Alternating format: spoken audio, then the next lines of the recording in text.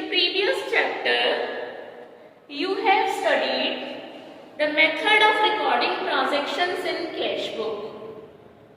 As earlier discussed, in the cash book, only cash transactions are recorded.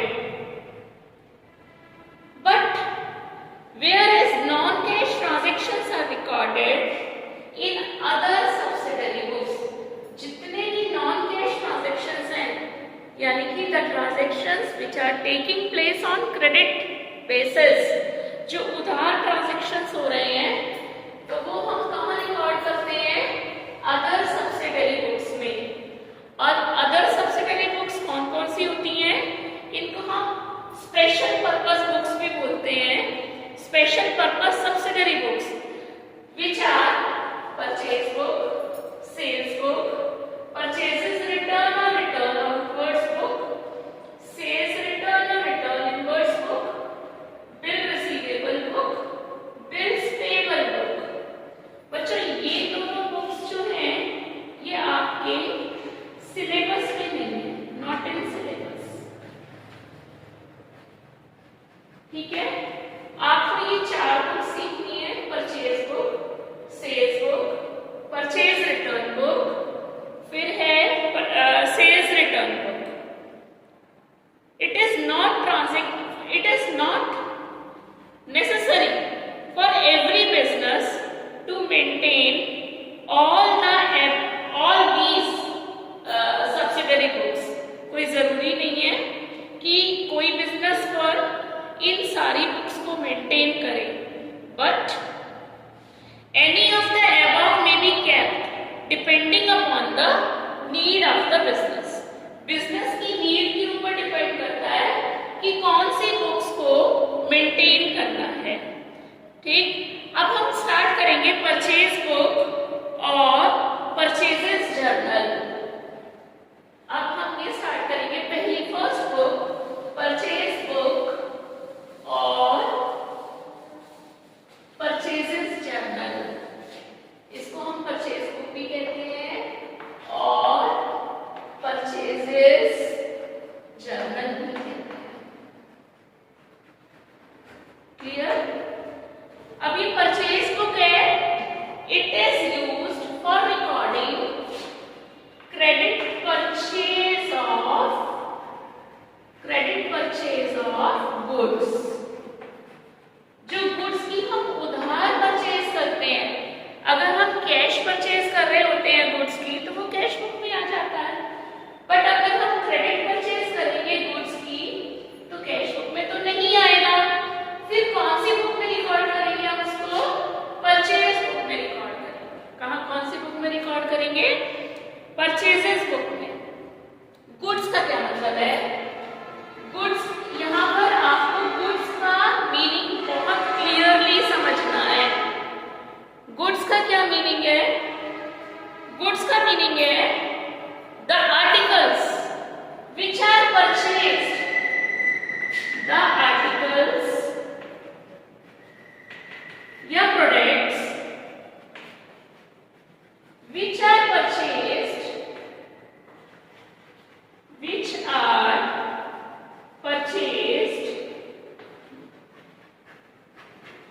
for resale purpose. जो resale करने के लिए खरीदे गए प्रोडक्ट्स हैं उनको हम परचेजेस अकाउंट में इंक्लूड करते हैं. और अगर हमने क्रेडिट परचेजेस की है तो उसको हम credit purchases transaction, credit purchase of goods are recorded in the purchase book. For example, अगर कोई फर्म है वो क्लॉथ में डील करती है, कपड़ा बेचती है, तो उसके लिए कपड़ा यानी कि क्लॉथ की परचेजेस जो है परचेजेस है. और अगर वो क्लॉथ सेलिंग बिजनेस अगर फर्नीचर खरीद लेता है तो फर्नीचर गुड्स नहीं है इसके लिए, बल्कि क्या है इसके लिए? Fixed asset. तो कहने का मतलब ये हुआ कि परचेजेस में वो गुड्स आते हैं जो रीसेल पर्पस के लिए खरीदे गए हों. Purchases book is also known as, इसको हम इनवॉइस बुक भी कहते हैं. Invoice book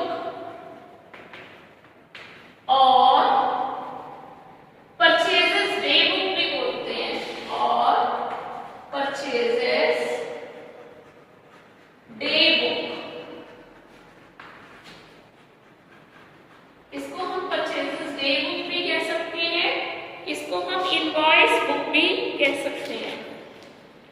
now the points which are to be considered for preparing the purchase book. Points which are considered for preparing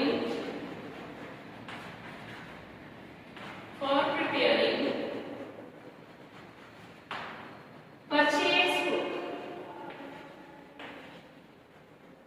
अब यहाँ पर पहला पॉइंट है cash purchases of goods is not recorded. जो cash purchases of goods है वो purchase book में record नहीं होती, ठीक है। और सेकंड पॉइंट ये है purchase of asset. Purchase of asset यहाँ पर रिकॉर्ड नहीं होता परचेज बुक में। जैसे अभी मैंने आपसे बताया था कि कपड़ा बेचने वाला बिजनेस अगर फर्नीचर खरीद रहा है, चाहे वो उधारी खरीद रहा है, लेकिन परचेज बुक में ये ट्रांजैक्शन नहीं आएगा। तो परचेज बुक में कौन से ट्रांजैक्शन आते हैं? Purchase of goods on credit. अब recording of transactions in the purchase book is on the basis of source documents, invoices. Source document मतलब कोई वाउचर हो इनवॉइस के रूप में या बिल के रूप में, उससे वो बेसिस है of recording the transactions in the subsidiary books, ठीक है। तो N invoice contains the, invoice में क्या क्या होता है? Quantity of the goods, rate, amount, trade discount etcetera. पूरी क्वांटिटी कितनी है, कितने प्रोडक्ट्स, कितने आर्टिकल्स खरीदे हैं, किस रेट से खरीदे हैं, और ट्रेड डिस्काउंट अगर अलाउ हुआ है तो एट व्हाट रेट। अब ट्रेड डिस्काउंट आपसे पहले भी डिस्कस किया जा चुका है। What is trade discount? The amount of purchase, trade discount is allowed by the manufacturer or the wholesaler if to the customer if he purchases the goods in bulk, ठीक है। ये लिस्ट प्राइस पर allow होता है at a fixed rate of interest. It is immaterial whether the purchases is being made on cash basis or on credit basis. दोनों तरीके की purchases पर ट्रेड डिस्काउंट अलाउ किया जाता है। फॉर एग्जाम्पल, अगर 10,000 लिस्ट प्राइस, रुपीज 10,000 की list price के गुड्स अगर आपने खरीदे हैं तो उस पर 20% मान के चलो अलाउ किया गया है ट्रेड डिस्काउंट। तो ट्रेड डिस्काउंट को हम क्या करते हैं, यहाँ पर लेस करके तब हम इसको परचेज बुक में, मतलब लेस करना भी दिखाया जाएगा, प्रेजेंटेशन होता है। Then 8,000 will be recorded in the purchase book. Now we will learn the format of purchase book. Dear students, now we will learn purchase book. How purchase book is prepared? Purchase book is prepared to record the credit transaction of purchase of goods. Goods का मतलब आपको पहले ही बता दिया गया है। Goods मतलब जिसमें बिजनेस फर्म डील करती है। परचेज बुक में credit transactions, credit purchase of goods will be recorded. यानी कि purchase book is maintained to record the credit purchase of goods. जो क्रेडिट परचेज हो रही है गुड्स की वही रिकॉर्ड होगी, कैश परचेज इसमें रिकॉर्ड नहीं होगी, और purchase of asset will also not be recorded. Now हम यहाँ पर जो ट्रांजैक्शंस रिकॉर्ड करते हैं they are recorded on the basis of source documents, ठीक है, और इनवॉइसेस और bills received by the firm from the supplier of the goods. तो जो इनवॉइस हमको मिल रही है सेलर से, दैट कंटेन्स द कितनी क्वांटिटी हमने गुड्स की परचेज की, किस रेट पे परचेज की और किस परसेंटेज पर ट्रेड डिस्काउंट अलाउ किया जा रहा है। समझ आ गई बात आपको? तो अब हम फॉर्मेट ऑफ परचेज बुक करेंगे। इसमें ट्रेड डिस्काउंट माइनस करके तब परचेज बुक रिकॉर्ड की जाती है, यानी कि परचेज बुक में सारे ट्रांजैक्शंस की recording less trade discount add CGST, SGST, IGST, whatever GST is। तो यहाँ पर ये जो फॉर्मेट है ये परचेज बुक का is in front of you on the green board, और this format contains 10 columns in all. इसमें 10 कॉलम्स हैं।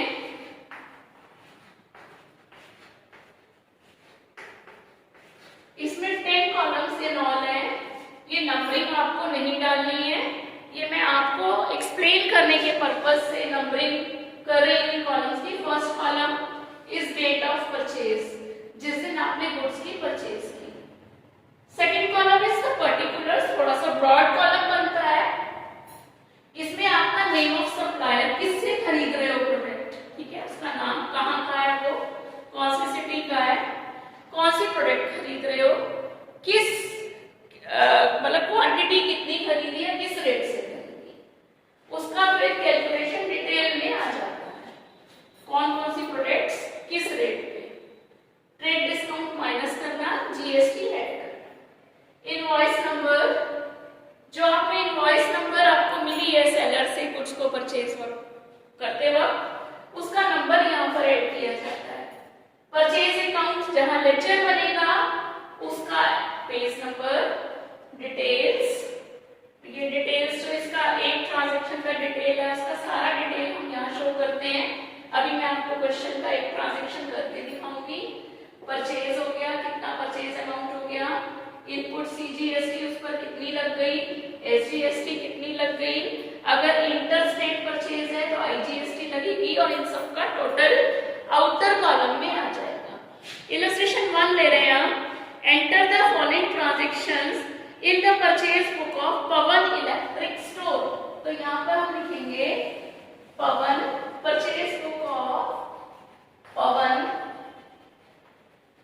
Electric store. Pawan electric store की हम परचेज बुक बना रहे हैं, ठीक। इलेक्ट्रिक स्टोर मतलब he deals in electric products, और ये कहाँ का है, न्यू दिल्ली का।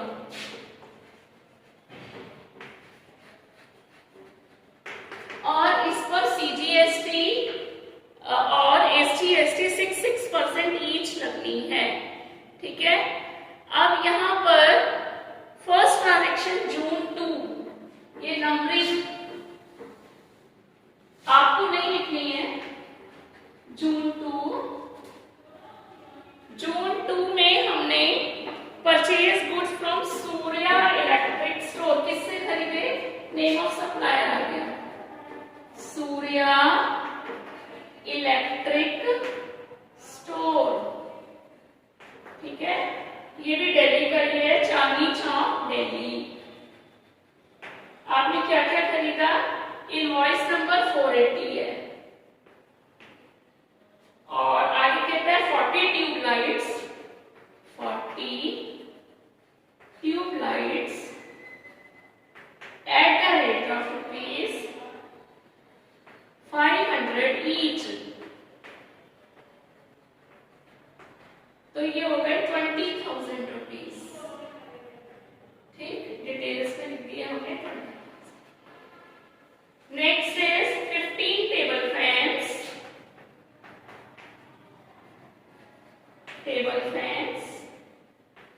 at the rate of ₹2,000 each। ये हो गए 30,000 के टेबल फैंस, टोटल हो गए 50,000।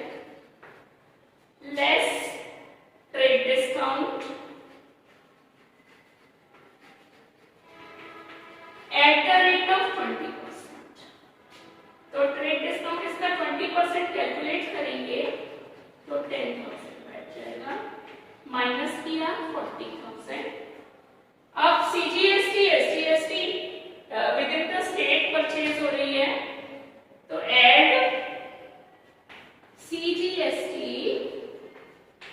एट द रेट ऑफ 6%, तो ये आ गया 2,400। Add SGST again at the rate of 6%, तो ये आ जाएगा 2,004।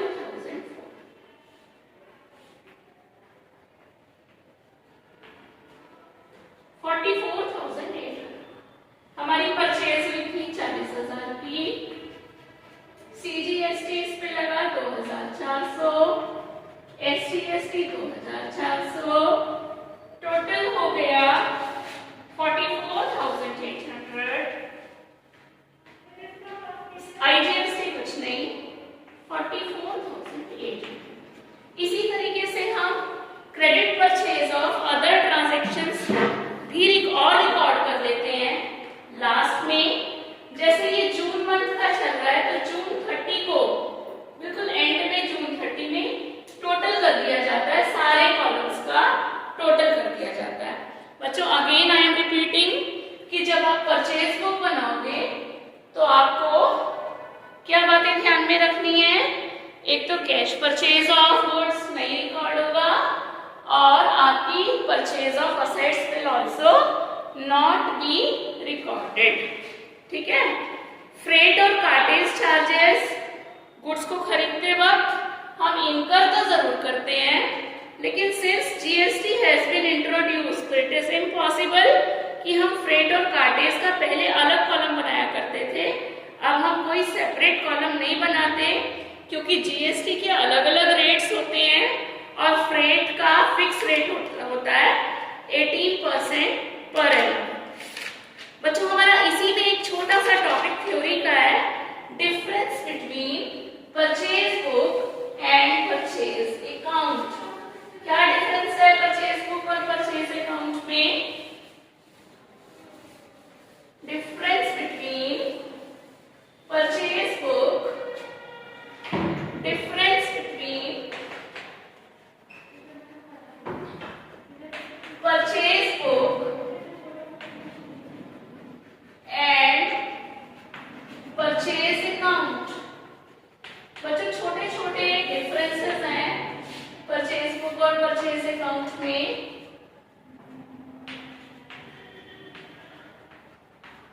ये तो परचेज बुक आपका जर्नल है, जर्नल का पार्ट है, it is a part of journal, और purchase account is a part of ledger, ठीक है।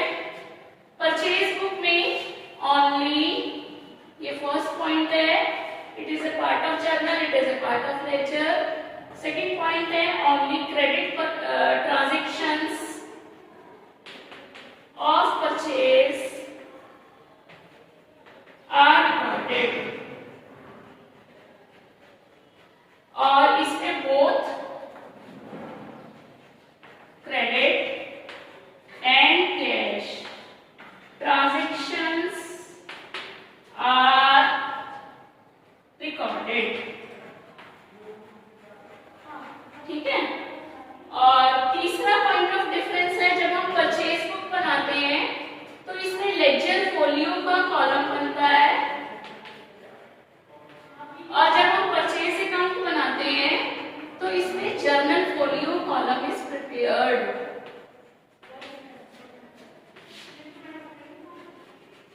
ठीक हो गया।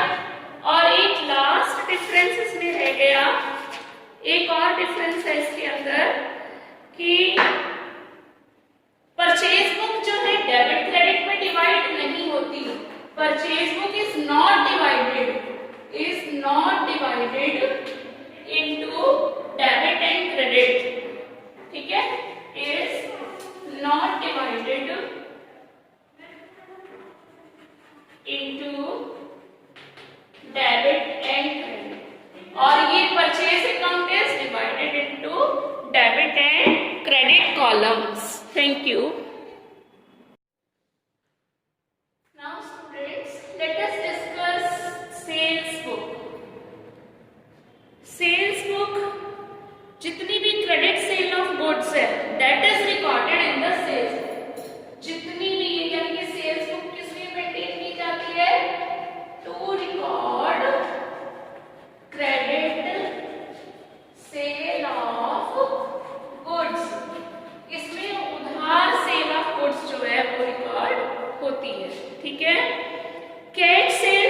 अगर कैश सेल्स हो रही है तो that is recorded in the cash book, not in the sales book. Similarly credit sales of things other than goods, अगर गुड्स के अलावा आप कोई असेट की सेल कर रहे हो, चाहे वो ऑन क्रेडिट ही कर रहे हो, तो that is not recorded in the sales book, they are entered in, फिर वो जर्नल बनता है, उसका जर्नल प्रॉपर। सेल्स बुक को हम, it is also called sales day book, इसको हम सेल्स डे बुक भी कह सकते हैं और सेल्स बुक भी कह सकते हैं और सेल्स डे बुक भी कहते हैं। The transactions which are not recorded in the sales book are number 1 cash sale, cash sale is not recorded in the sales book. अगर आप गुड्स की सेल कर रहे हो और कैश कस्टमर दे गया तो that is not recorded here in the sales book, वो कहाँ रिकॉर्ड होगी? कैश बुक में। Sale of asset, sale of asset, अगर आपका काम है फर्नीचर बेचने का, आपने कंप्यूटर बेच दिया, फर्नीचर की सेल ऑन क्रेडिट अगर है तो वो सेल्स बुक में आएगी। कंप्यूटर बेचना आपका बिजनेस नहीं है, इसलिए वो सेल्स बुक में नहीं आएगी, यानी कि sale of asset is not recorded in the sales book.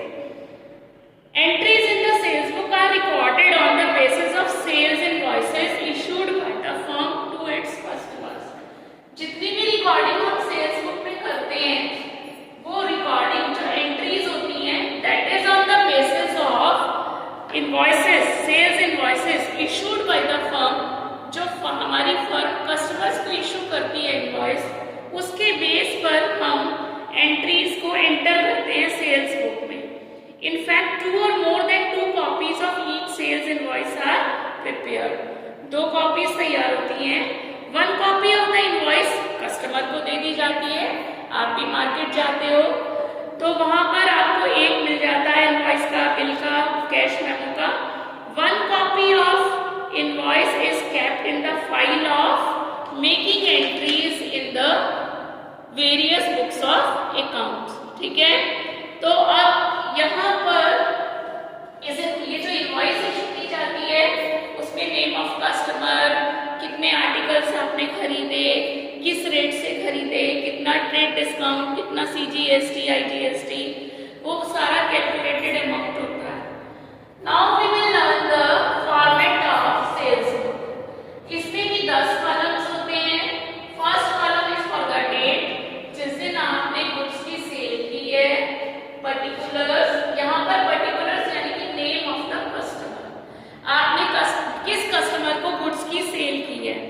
Along with the name of customer, this column also includes the quantity and the type of product you are selling to the customer and the rate, and also the rate of trade discount. Next column is details. The detail column is used to write the individual items sold less trade discount. It is used to add the amount of, ये जो detail वाला column है इसमें हम हर item को अलग अलग लिखते हैं, उसके बाद हम इसमें से ट्रेड डिस्काउंट लेस करते हैं, फिर हम इसमें CGST, SGST, IGST ऐड करते हैं, तो वो सारा हम डिटेल कॉलम में शो करते हैं। Next is output CGST। अगर आप गुड्स की sale within the state कर रहे हो तो उस पर CGST, SGST लगता है। 50% CGST स्टेट गवर्नमेंट को चला जाता है और 50% CGST जो है सेंट्रल गवर्नमेंट को जाता है और 50% SGST जो है स्टेट गवर्नमेंट को जाता है। ठीक है, और अगर goods are being sold outside the state, अगर इंटर स्टेट सेल्स हो रही है वहां पर IGST लगती है, फिर टोटल अमाउंट कैलकुलेट हो जाता है। The points to be remembered for preparing the sales book is कि यहाँ पर कैश सेल ऑफ गुड्स नहीं आएगी और सेकेंडली या असेट की सेल भी नहीं आएगी। ठीक है, अब एक इलस्ट्रेशन 3 देखते हैं। Prepare a sales book from the following transactions of Navketan furniture, Ludhiana, Punjab. अब यहाँ पर नव सेल्स बुक है हमारी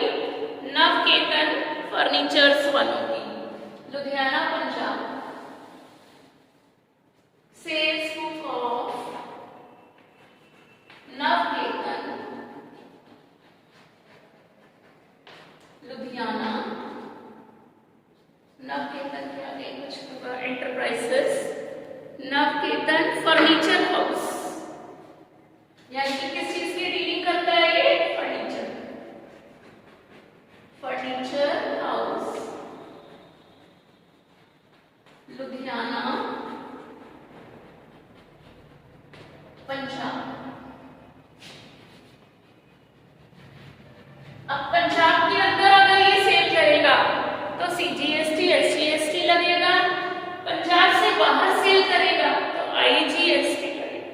बच्चों आपको ये नंबरिंग करने की कोई रिक्वायरमेंट नहीं है, ये कॉलम्स एक्सप्लेन करने के लिए आपको नंबरिंग की गई थी। May 1, 2018 sold goods to 5-star furniture company Patiala. May 1 5-star नाम लिखते हैं, किसको भेजे, कस्टमर का नाम हो गया 5-star कंपनी, फर्नीचर कंपनी है ये, फर्नीचर कंपनी पटियाला। एक तो इसमें ये वाला कॉलम नेम ऑफ कस्टमर है। अब क्या क्या सेल हो रहा है, इसको ऑन क्रेडिट है 150 chairs at the rate of rupees 1800 each। 150 chairs बेची गई है उसको 1800 रुपए के हिसाब से, तो ये पड़ी आपकी 2,70,000। इनवॉइस नंबर इसमें नहीं है, तो ये आ गया हमारा डिटेल्स कॉलम में 2,70,000, इन दोनों की मल्टीप्लिकेशन। नेक्स्ट 36 टेबल्स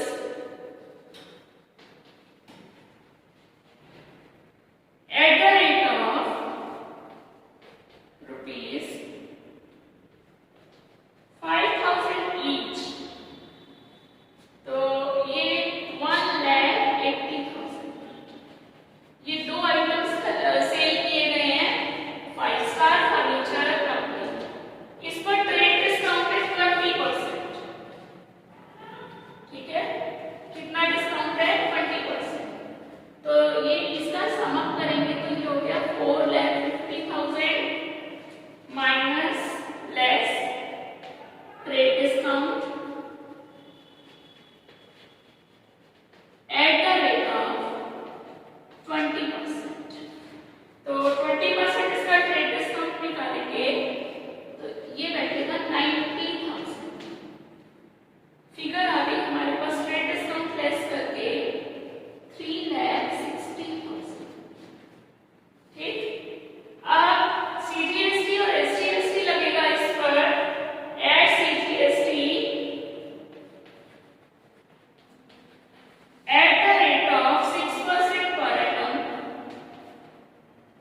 ये बैठा 21,600। Add SGST at the rate of 6%, ये भी बन गया 21,600।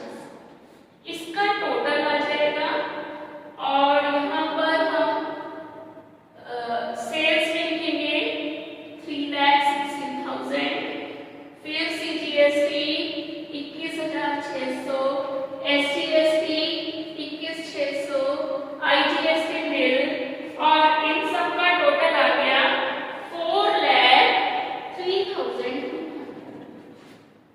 इस तरह से बच्चों दूसरे ट्रांजैक्शंस भी इसमें एंटर कर लेते हैं। कैश ट्रांजैक्शन रिकॉर्ड नहीं होगा, सेल ऑफ असेट रिकॉर्ड नहीं होगा।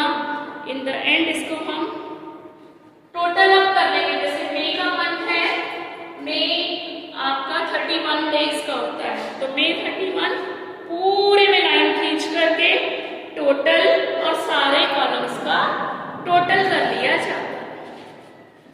क्लियर हो गई बच्चों बात? ठीक है, तो एक दो इलस्ट्रेशंस भी हम आपको सेल्फ स्टडी के लिए भेजेंगे और क्वेश्चंस भी भेजेंगे। Thank you students, thank you very much.